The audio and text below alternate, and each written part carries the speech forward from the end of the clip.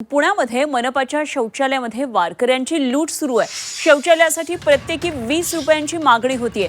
मोफत शौचालयात सुद्धा पैसे मागितल्याचा आरोप वारकऱ्यांनी केलाय आणि वारकऱ्यांकडून 20 रुपये प्रत्येकी उकळले जात आहेत। परप्रांतीय कर्मचाऱ्यांकडून वारकऱ्यांची अशा प्रकारे लूट होतीये। गंजपेठमधली घटना आहे। गंजपेठमधले मनपाच्या शौचालयातला एक व्हिडिओ व्हायरल झालेला आहे। कौन बोला तुमको पैसा लेने को वारकरी लोगों से? हे बघा इथं महानगरपालिकेच्या शौचालयात वारकऱ्यांकडून पैसे घेतले जात आहेत। प्रचंड लूटमारीचा प्रकार हा। आणि हे शौचालय महानगरपालिकेचं आहे। इथं वारकरी थांबलेले हे पहा, हे पहा,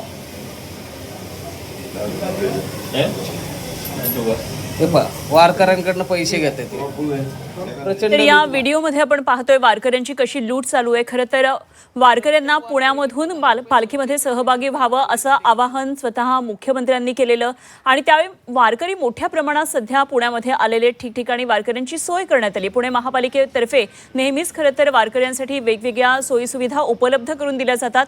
मात्र हा एक परप्रांतीय कर्मचारी आहे जो वारकऱ्यांकडून अशा प्रकारे 20 रुपये प्रत्येकी शौचालयासाठी घेतोय आणि सगळी लूट आता या व्हिडिओमध्ये चित्रित झालेली आहे। आणखी सविस्तर तपशील जाणून घेऊया। आमचे प्रतिनिधी निलेश खरमरे सध्या आपल्याबरोबर पुण्यामधून जोडले गेलेत। निलेश, अत्यंत धक्कादायक आहे। अर्थातच हा व्हिडिओ आता महापालिकेपर्यंत पोहोचेल, मात्र अशा प्रकारे वारकऱ्यांची लूट होती, अत्यंत धक्कादायक आहे। अनुपमा, जर बघितलं तर संत ज्ञानेश्वर महाराज आणि संत तुकाराम महाराज या दोन्ही निलेश, एका मिनिटासाठी थांबवते आपल्याला। सध्या प्रशांत जगताप आपल्या बरोबर आहेत, पुण्याचे माजी महापौर। प्रशांतजी, आपण पाहिलं असेल वारकऱ्यांची लूट कशी होती। खरं तर पुणे महापालिका नेहमीच वारकऱ्यांसाठी सज्ज असते, वेगवेगळ्या सोयी सुविधा घेऊन येत असतात। वारकऱ्यांची सेवा करणं हा एक वेगळा धर्म म्हणून खरं तर पुणे महापालिका आतापर्यंत वागलेली आहे। मात्र आता ह्या वर्षी 20 रुपये प्रत्येकी शौचालयासाठी वारकऱ्यांकडून उकळले जातात। परप्रांतीय हा कर्मचारी दिसतोय। अत्यंत हा सगळा चुकीचा आणि निश्चित नका एकूणच घाणेरडा प्रकार आहे। पुण्याचं वैभव, पुण्याचं गौरव म्हणून या एकूणच वारीकडे पाहिलं जातं। या पुण्याच्या म्हणजे पुणे ते पंढरपूरच्या वारीला 750 वर्षाची परंपरा आहे। दुर्दैवाने या ठिकाणी या 750 वर्षाच्या परंपरेला कुठेतरी नका या ठिकाणी लाज आणावी किंवा एकूणच शर्मेने मान खाली घालावी अशा प्रकारची पुणेकरांवर आज ही वेळ आलेली आहे।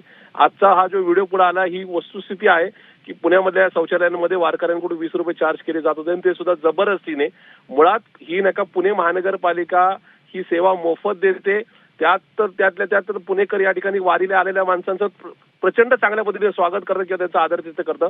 अशा परिस्थितीत पुण्याचा महापौर भाजपचा असताना, पुण्यात भाजपची सत्ता असताना, पुण्यात भाजपचा खासदार असताना सुद्धा अशा प्रकारे जर या 750 वर्षाच्या वारीला कुठेतरी डाग लावला जात असेल, वारकऱ्यांकडून पैसे या ठिकाणी घेतले जात असेल, ते निषेधार्ह आहे। मी आताच या ठिकाणी या खात्याचे प्रमुख संतोष वारुळे यांच्याशी बोललेलोय। त्याने या संदर्भामध्ये कार उघडणी केलेली आणि लगेच खाली सूचना देऊन या संदर्भात कोणी ज्यांनी पैसे चार्ज केले असेल त्यांच्यावर कारवाई करा आणि इतर ठिकाणी पैसे चार्ज करू नये अशा प्रकारची मागणी केलेली आहे। ठीक, धन्यवाद प्रशांतजी, आपण बोललात आणि ही सगळी माहिती आमच्यापर्यंत पोहोचवली त्यासाठी। प्रशांत जगताप काँग्रेसचे नेते, माजी महापौर होते पुणे महापालिकेचे। 700 वर्षांची ही अखंड परंपरा आहे वारीची आणि पुणे महापालिकेतर्फे खरं तर नेहमीच अशा प्रकारे वारकऱ्यांसाठी सोयीसुविधा उपलब्ध करून दिल्या जातात। मात्र त्यासाठी कधी पैसे यापूर्वी घेतलेले नव्हते, त्यामुळे कुठेतरी एक वारकऱ्यांच्या मनात सुद्धा या संदर्भात आता सध्या एक संताप म्हणावा लागेल। आमचे प्रतिनिधी निलेश खरमरे आपल्या बरोबर जोडले गेलेत। निलेश, आत्ताच आपण प्रशांत जगतापांकडून माहिती घेतली, या संदर्भात त्यांनी बोलणं केलेलं आहे तिथल्या अधिकाऱ्यांबरोबर, काय आणखी तपशील आहेत? खरं तर संतापजनक ही घटना घडलेली समोर पाहायला मिळत आहे।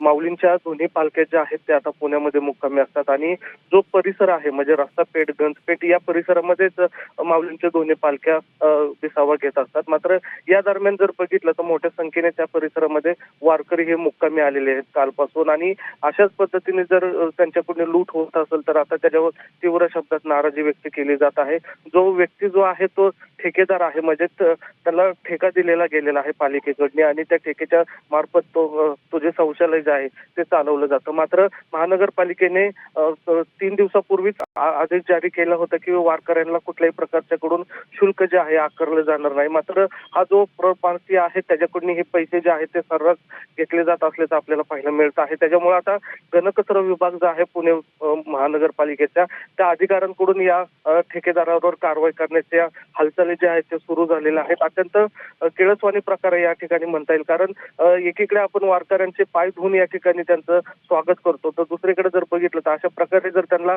त्यांची जर लूट करत असेल तर त्यामुळे या ठिकाणी आता नाराजी जी आहे ती व्यक्त केली जात आहे. अनेक वारकऱ्यांनी या बाबतीचा निषेध जो आहे तो नोंदवायला सुरुवात केलेली आहे. त्यामुळे आता महानगरपालिकेकडून पण या ठिकाणी आता त्या ठेकेदारावर कारवाई बडगा जो आहे तो उचललेला आपल्याला पाहायला मिळतो. अनुपमा. ठीक. निलेश, धन्यवाद दिलेल्या या सगळ्या सविस्तर माहितीसाठी. निलेश खरमरे आमचे पुण्यातले प्रतिनिधी आपल्याबरोबर होते. तर सध्या या दोन्ही पालख्या पुण्यामध्ये आहेत. वारीची 700 वर्षांपूर्वीची ही सगळी परंपरा आहे. पुणे महापालिका नेहमीच वारकऱ्यांचं स्वागत मोठ्या प्रमाणामध्ये करत असते. वारी म्हणजे खरं तर एक प्रकारे सेवाभाव असतो.